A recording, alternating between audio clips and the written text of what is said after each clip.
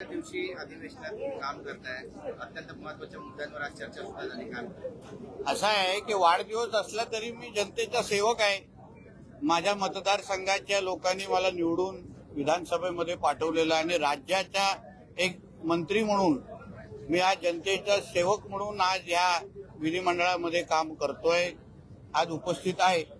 आणि म्हणून आयुष्यातला प्रत्येक दिवस प्रत्येक क्षण हे महाराष्ट्रासाठी आणि हिंदू समाजासाठी माझं योगदान असलं पाहिजे.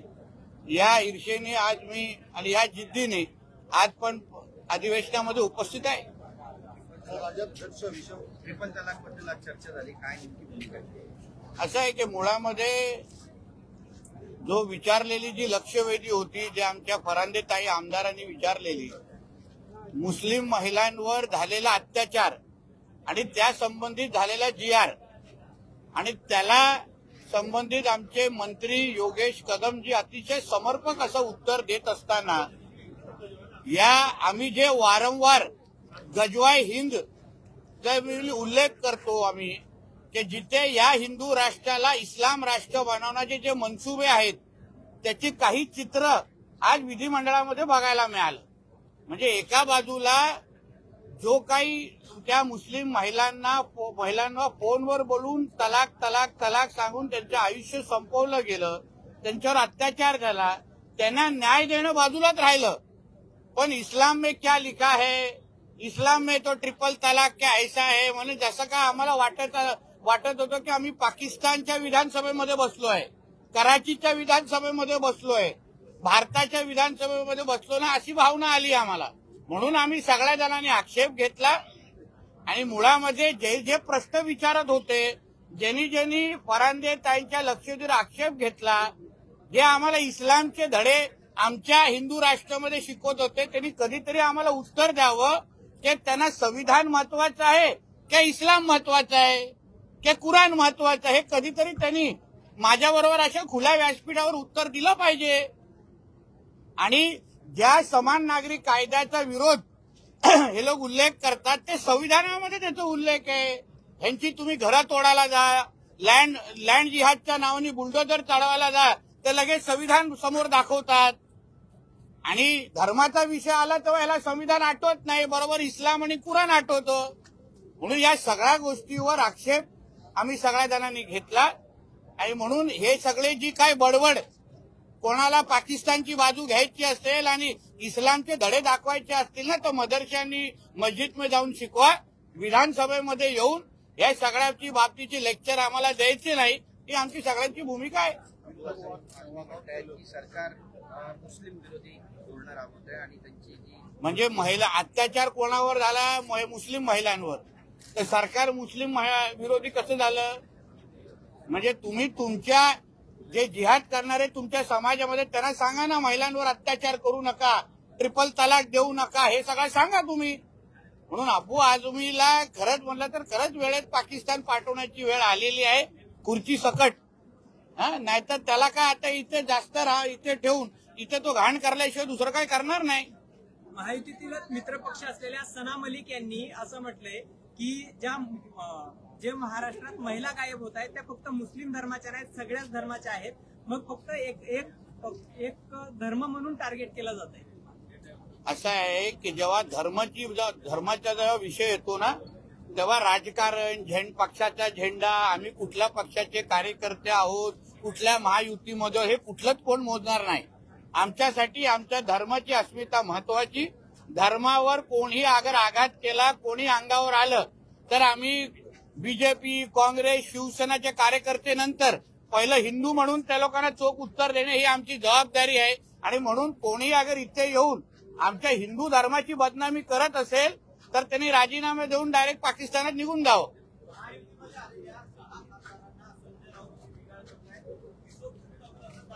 पण मला आश्चर्य असं वाटतं, बाळासाहेबांचा काळ अगर काही असंख्य ज्येष्ठ पत्रकार सांगतील, ऑपरेशन तुडवा सुरू कधी होणार आहे त्याची काय वेळ तारीख ठरली आहे का? बाळासाहेब असते तर अजूनपर्यंत सुरू झालं असतं.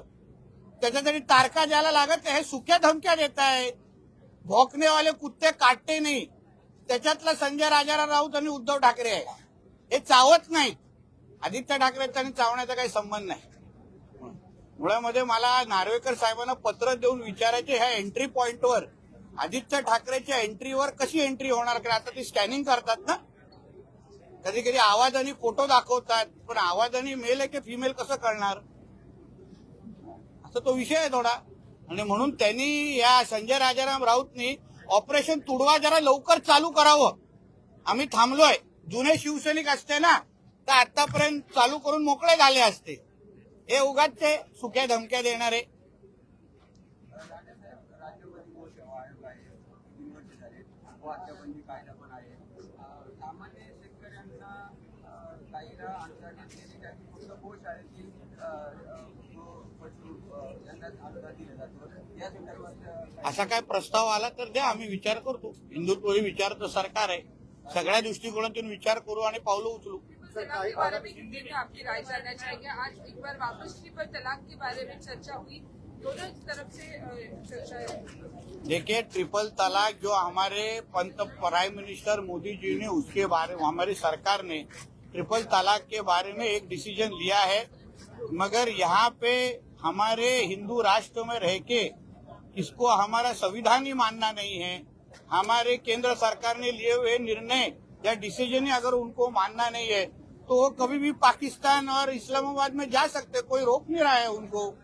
मगर जो लक्ष्यवेदी हमारी फरांदे ताई जो हमारे आमदार है, उन्होंने जो का विधायक है उन्होंने उठाया, उसमें एफआईआर हो गया है. उसमें 2 या 3 मुस्लिम महिलाओं के ऊपर अत्याचार हुआ है, उसके बारे में हुई लक्ष्यवेदी. मगर सामने वाले जो मेंबर्स थे वो भूल गए कि वो संविधान को चुन के आए हैं, कुरान पे हाथ लगा के. या तो मदरसा में बैठे नहीं है, विधानसभा में बैठे हैं. माहौल तो मदरसा का ही बना के रख दिया था, उधर पाकिस्तान का ही बना के रख दिया था. ये आयुध में ऐसा लिखा है, कुरान में ऐसा लिखा है. किसको सुनना है कुरान में क्या लिखा है? खुद को बर्बाद नहीं करके लेना है कुरान में पढ़ के. इसलिए जो कुछ भी अगर उनको कुरान सिखाना है ना तो पाकिस्तान में चले जाए, इधर का कोई जगह नहीं है उनके लिए.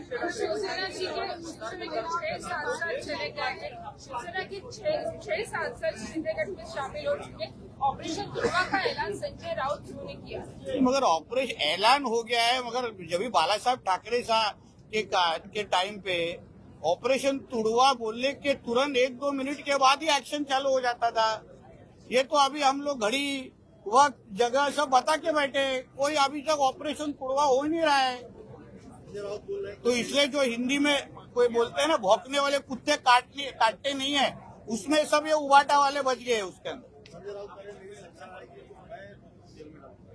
तो वो अभी क्या है, कुछ महीनों पहले आप ही ने बताया था ना, भांडुप में गांजा की खेती है, उसका असर है. वो आप ही ने न्यूज चलाया ना, भांडुप में गांजा का कुछ तो मिला है खेती, ऐसा वो अभी इफेक्ट दिख रहा है संजय राजाराम राउत पे. भांडुप का देवानंद है हमारा, वो ऐसा मत बोलो. ओ थैंक यू मैडम. मॅडम अशा म्हणत होत्या की जब भी हम मुस्लिम महिलाओं की बात करते हैं तो हमको बोलने दिया नहीं जाता, हमें रोक दिया जाता है. क्या हम इससे पता चलता है कि इस्लाम में महिलाओं का क्या स्थान है.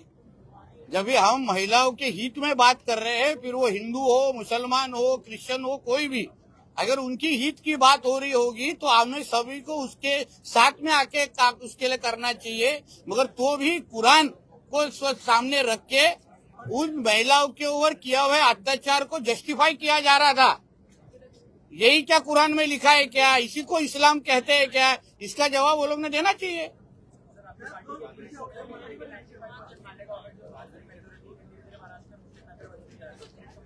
क्या क्या बोले? हाँ, तो वही कम करने के लिए तो हम लोग सत्ता में है ना, वही करने के लिए तो हमारी हिंदुत्व की सोच की सरकार है. अभी 2025 में 26 में अगर 95 पे बोल रहे हैं ना, तो 2029 तक इसको, हाँ तो 95 तो साफ कर देंगे ना 29 तक, कीड़े मकोड़े वो साफ हो जाएगा.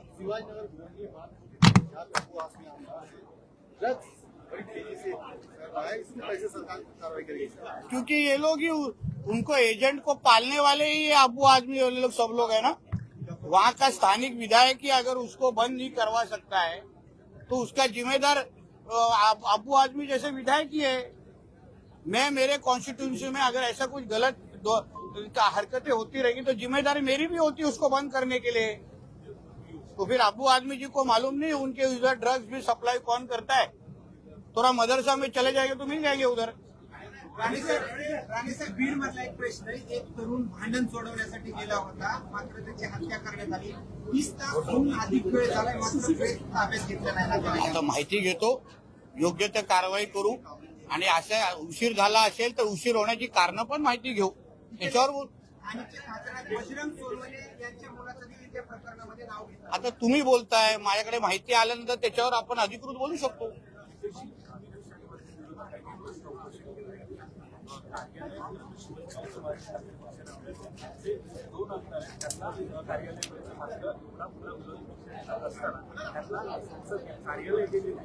कोणाकडे विरोधी पक्ष नेता आहे? कुठला मोठा पक्ष आहे?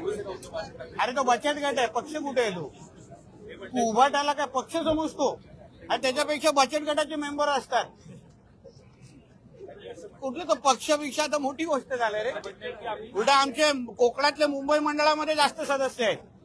विचार आमच्या विधान भवनाच्या पायऱ्यावरती बसून जेवण करतो. तो आता आपण कसं उत्तर देतो, भविष्यामध्ये कसं मी जाऊ शकतो ना. आपलं काम नाही ना ते. आपण राजकारण क्षेत्रामध्ये आहे, भविष्यवाणी करणं आपलं काम नाहीये. त्याला जाऊन विचार ना, मला काय विचारतो? त्यांच्या सकाळची चहा द्यायला मी नाही जात. आदित्य ठाकरे सर्वांना गद्दार म्हणतात, यावर आपण काय भाष्य करू? कोण? आदित्य ठाकरे आता हो सर्वांना गद्दार म्हणायला लागले. बरोबर. त्यांचा आवाज काढू का आता? गद्दाराचा अर्थच निघून जाईल. ते म्हणून बोलतो एंट्रीवर प्रॉब्लेम आहे. मला ते वॉचमॅन बोलत होते, सर इसका एंट्री एक्झिट में प्रॉब्लेम हो रहा है, लेडीज फीमेल मेल फीमेल समझ नहीं रहा है.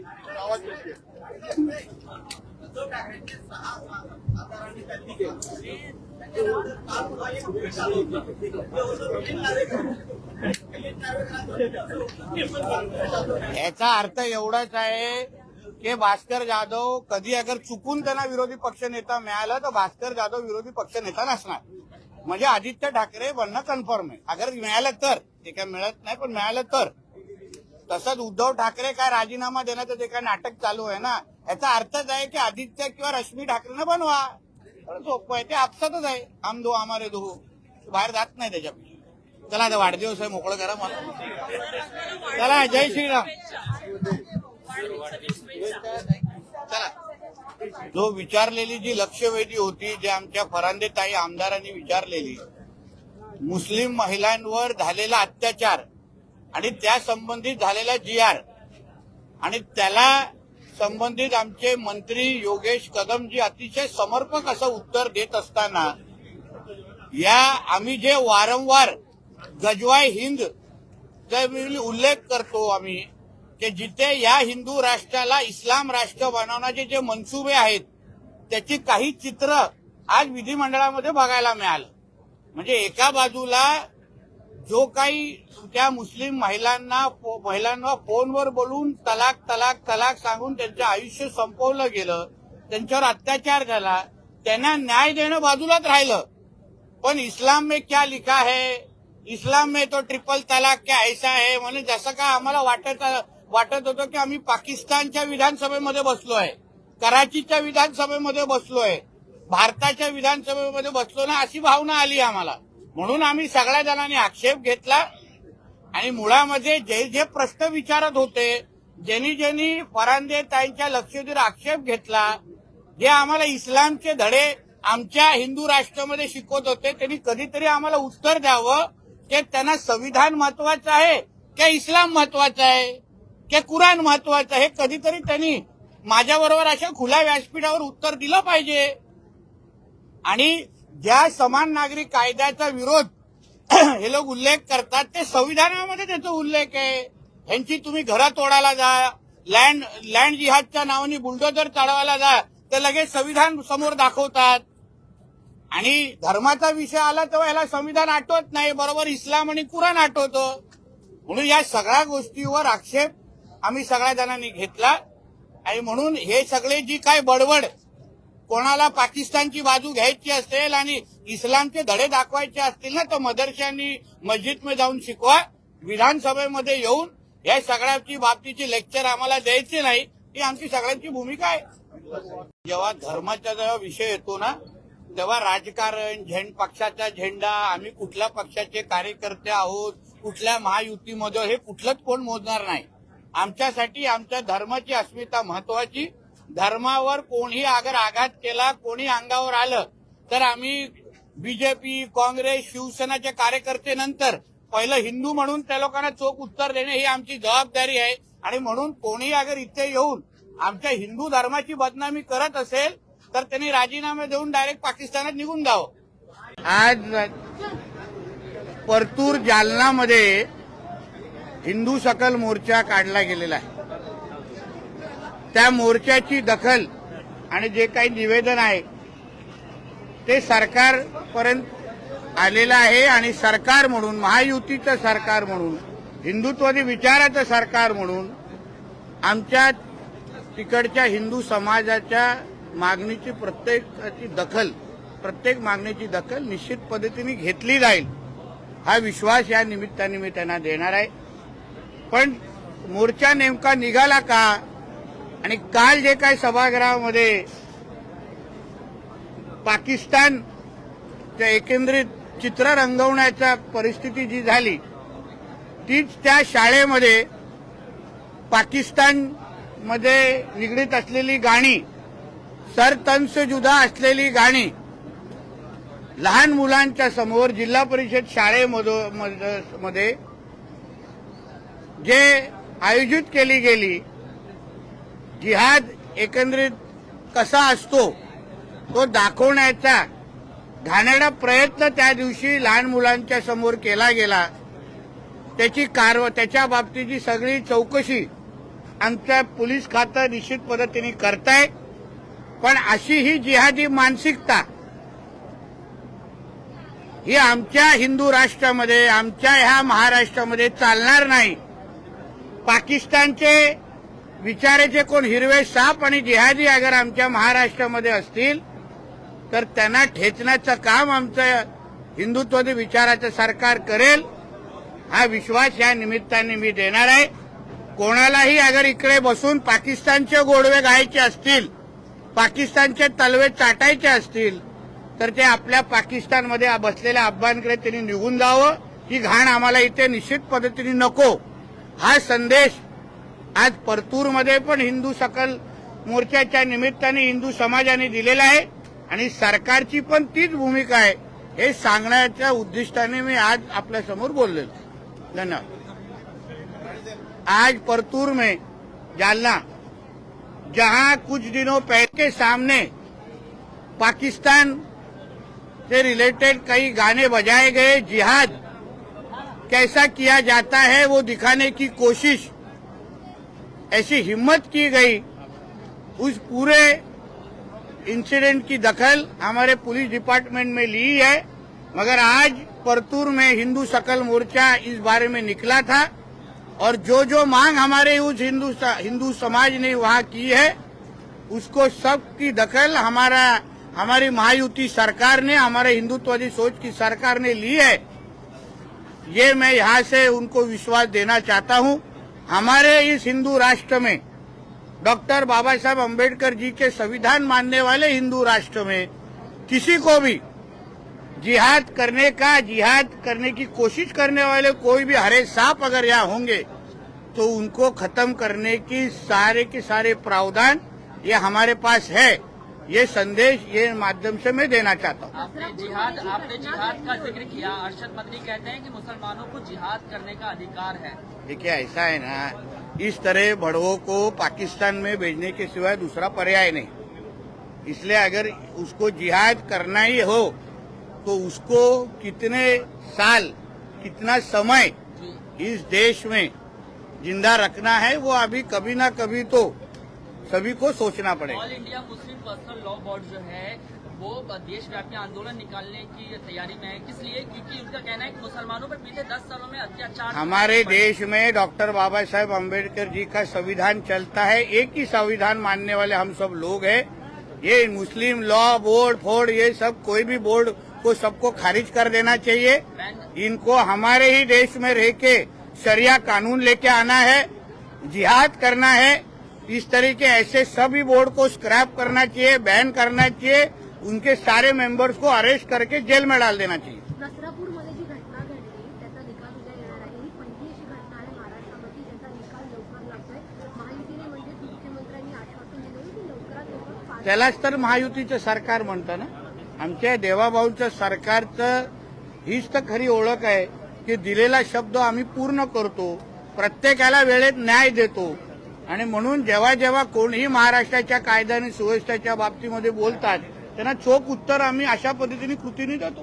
कायद्याचा प्रश्न निर्माण तुम्ही उल्लेख केलात. मात्र कशा? कायदा सुरक्षितता काल बोरिवलीमध्ये एका ट्रेनमध्ये लोकांनी ती भिडली ट्रेन होती. एका तरुणाला अक्षरशः चाकूने पोटात घोषित. नाही पण कारवाई होणार ना, तुम्ही चिंता करू नका. आमचे पोलीस अलर्ट मोडवर आहेत. अशा पद्धतीने कोणीही नाटकं करत असतील तर त्याला कारवाई त्वरित होते. आता वेळ निघत नाही. असे समाजकंटक ताई असतात, मग त्यांना औषधं आमच्याकडे आहेत. काही लोकांना इंजेक्शन द्यायला लागतं, काही लोकांना गोळ्या द्यायला लागतात खाण्याच्या, तर मी देतो.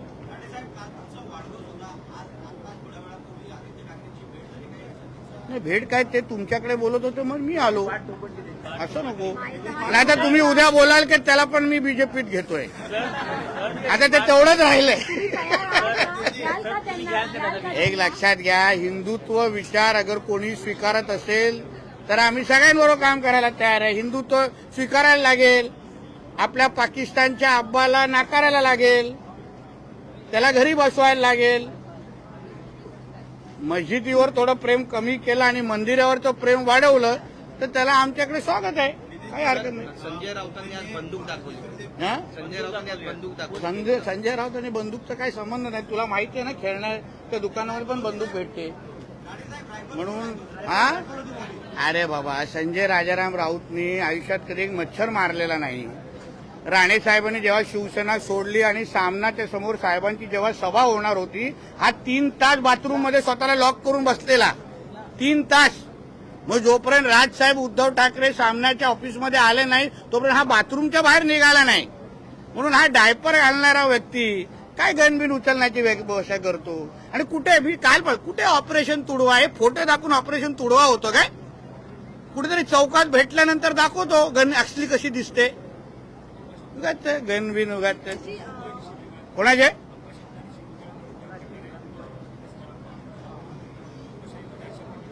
नाही चालत आहे ना. पण तुला खासदार असा तू अपशब्द करून ते खासदार 8-8, 10-10, 11-11 लाखामध्ये लोकांनी निवडून येतात. हे ह्याच्यासारख्या अर्ध्या मतामध्ये निवडून येत नाही, तो पण पुढच्या येणार नाहीये. म्हणून अशा पद्धतीची पोस्ट दाखवून संजय राऊतनी बंदूक दाखवली. अरे कसला काय तो भांडुपचा देवानंद आहे आमचा तो. यंदा डीजे मुक्त वारी करा असं मुख्यमंत्र्यांनी काय काय? म्हटलेलं आहे. यंदा डीजे मुक्त वारी करा असं मुख्यमंत्र्यांनी म्हटलेलं आहे. कसं पाहता? वारीला एक परंपरा आहे, हिंदुत्वाचे विचार आणि हिंदू राष्ट्रामध्ये वारीला एक वेगळं महत्व आहे. आणि म्हणून मुख्यमंत्री साहेबांनी केलेल्या आव्हानाला प्रत्येकाने स्वीकारून सकारात्मक दृष्टिकोनातून पाहावं. मुंबईचा विषय होता आज. मुंबईत पहिला पाऊस झाला. आतापर्यंत कुठला विषय होता? पण मुंबईचा पहिला पाऊस पडला आणि मुंबई तुंबली बघितला आपण. अरे बाबा, हे लोकांनी माझ्या अगोदरच्या माणसांनी केलेली जी घाण आहे ना वर्षानुवर्ष, ती साफ करायला थोडी तरी वेळ द्या. तो गाळ साचलेला आहे, त्याला हळूहळू आता आमचे बीजेपीचे महापौर आमची सत्ता हळूहळू कमी करते. पण साठा झालेला आहे त्या गाळीचा. लगेच पहिला पाऊस आला तर जेव्हा पाऊस, अरे ते 25-30 वर्ष बसलेले डोंगरावर त्याच्यावर बसून, तो थोडा वेळ लागणार ना कमी करायला. होणार ते कमी, निश्चिंत राहा तुम्ही. अशी यावर माझा उपप्रश्न असा होता की मला इथे असं काय काय काय माझा उपप्रश्न असा होता, मला ते असं म्हणाले की दिल्लीमध्ये नेहरू आठवतात, मुंबईत ठाकरे आठवतात.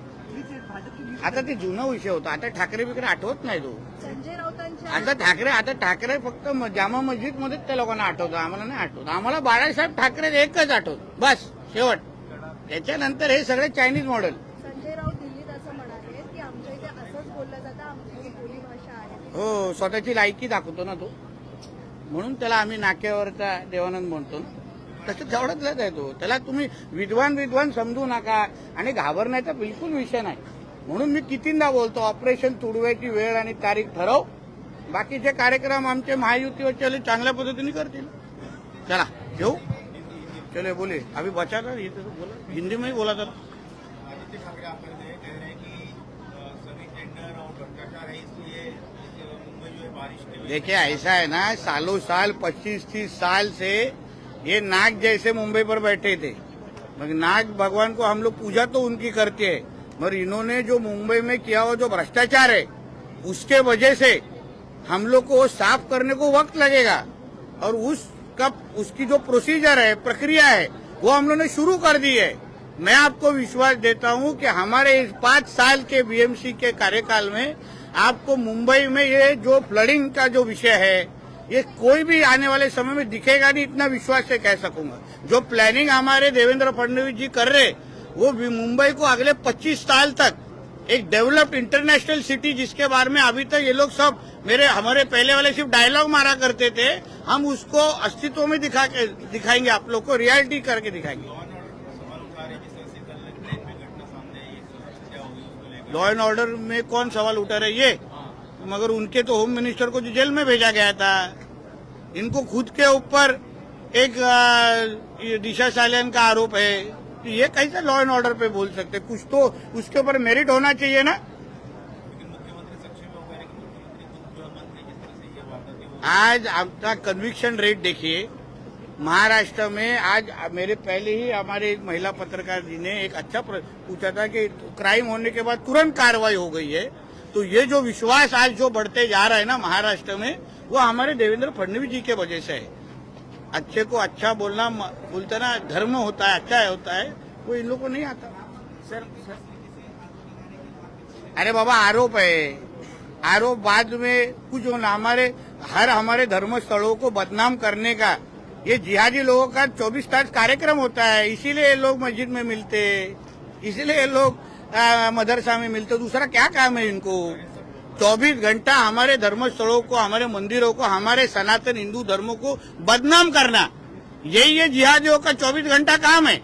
उसमें से हमारे भी कोई उनके साथ है। इसलिए तो वीर सावरकर जी ने कहा था ना, हिंदुओं को मुसलमानों से तकलीफ नहीं है, हिंदुओं को हिंदुओं से तकलीफ है। ये उदाहरण है।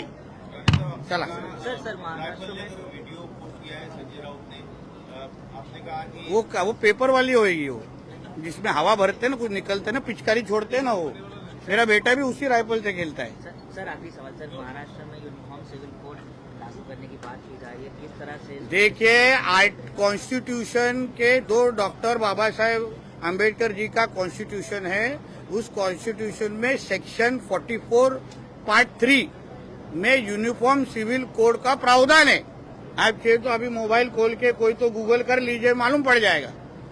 सेक्शन 44 पार्ट 3 उसमें यूनिफॉर्म सिविल कोड के बारे में प्रावधान है।